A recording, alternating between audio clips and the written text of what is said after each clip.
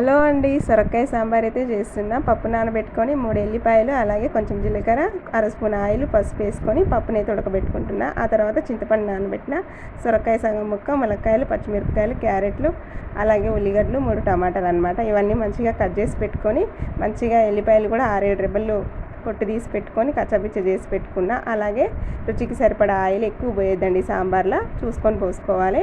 ఆ తర్వాత కచ్చాపిచ్చ చేసుకున్న ఎల్లిపాయలు, అలాగే 2 ఎండుమిరపకాయలు, చిటికెడు పసుపు కూడా వేసుకోవాలి. ఇంగువ పొడి కూడా వేసుకోవాలన్నమాట. తాలింపు వచ్చేసి కొంచెం మంచిగా బ్రౌన్ కలర్ రావాలి, మంచిగా సాంబార్ వాసన మంచిగా వస్తుంది అనమాట. అలాగే కొంచెం ఫ్రెష్ కరివేపాకు ఇది కూడా వేసేసుకొని, పచ్చిమిరపకాయలు ఒక 4 అనమాట, ఇవి కూడా ఘాట్లు పెట్టుకొని వేసుకొని మంచిగా తాలింపులో కలిసేలాగా కలుపుకోవాలన్నమాట. ఈ తాలింపు పెట్టే దాంట్లోనే సాంబార్ టేస్ట్ అనేది ఉంటుంది, మంచిగా ఈ కలర్ రావాలన్నమాట తాలింపు. ఆ తర్వాత ఉల్లిగడ్డలు అయితే వేసుకోవాలి. 3 ఉల్లిగడ్డలు అయితే తీసుకున్నా నేను, చిన్న సైజు. అవి అయితే వేసుకొని మంచిగా మొత్తం తాలింపు కలిసేలా కలుపుకోవాలి. ఆ తర్వాత సాల్ట్ వేసుకోవాలి. మంచిగా సాల్ట్ వేసుకుంటే ఉల్లిపాయలు తొందరగా వేగిపోతాయి, తాలింపు కూడా మంచిగా తొందరగా వేగుతుంది అనమాట. ఇది మొత్తం కలిసేలాగా మంచిగా మొత్తం కలిపేసుకోవాలన్నమాట. ఇంకా ఈ ఉల్లిపాయలు కూడా ఎక్కువగా బాగా వేగాల్సిన అవసరం లేదు, నార్మల్గా ఒక 2-3 నిమిషాలు వేగినాక టమాటాలు అయితే వేసుకోవాలన్నమాట. నేనైతే 3 టమాటాలు తీసుకున్నా, మీడియం సైజు. ఇవి కూడా కలిసేలాగా మొత్తం మంచిగా కలుపుకోవాలి. ఇంకా ఈ తాలింపు ఇంత మాత్రం వేగినాక మన సొరకాయ ముక్కలు, అలాగే ములక్కాయ ముక్కలు, క్యారెట్ ముక్కలు వేసుకొని 2-3 నిమిషాల వరకు పచ్చివాసన పోయే వరకు వేయించుకోవాలన్నమాట.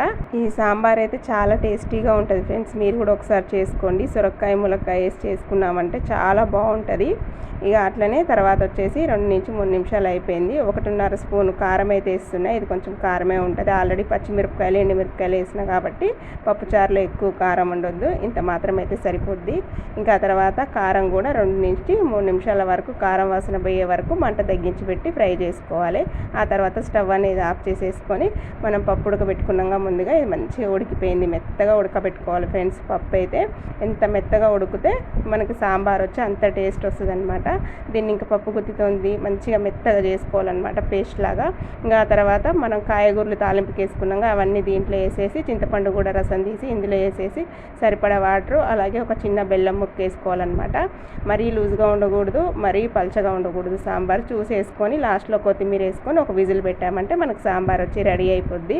ఈ విధంగా సాంబార్ అయితే రెడీ అయిపోయిందనమాట. మా పిల్లలకైతే లంచ్ బాక్స్కి పెట్టించేసాను. ఇంకా మిగిలిన సాంబార్ అయితే ఇదనమాట. చాలా టేస్టీగా ఉంది ఫ్రెండ్స్, సూపర్గా ఉంటుంది సాంబార్ అయితే, మంచిగా ఉంటుంది అనమాట. ఈ విధంగా మనం తాలింపు పెట్టుకొని చేసుకున్నామంటే సాంబార్ మంచిగా ఫంక్షన్ స్టైల్లో లాగా మంచిగా ఉంటుంది అనమాట. బెల్లం కూడా వేసాం కాబట్టి. మీకు నా వీడియో నచ్చితే తప్పకుండా లైక్ అండ్ సబ్స్క్రైబ్.